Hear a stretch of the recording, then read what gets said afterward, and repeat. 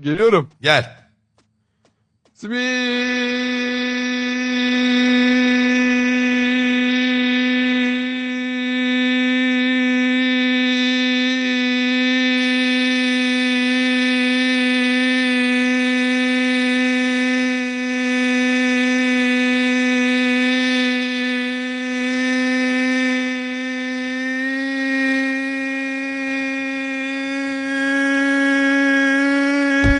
Yavşak! Nasıl bir nefesin var lan?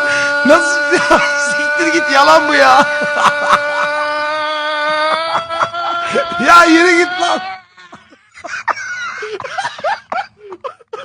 Senin nasıl bir nefesin var oğlum? Bir de akciğer problemin var diyor. Pezevenk 45 dakikadır simit diye bağırıyor ya. Abi ben küçükken sürekli kaçırılacağımı düşünüp bunları çalışıyordum.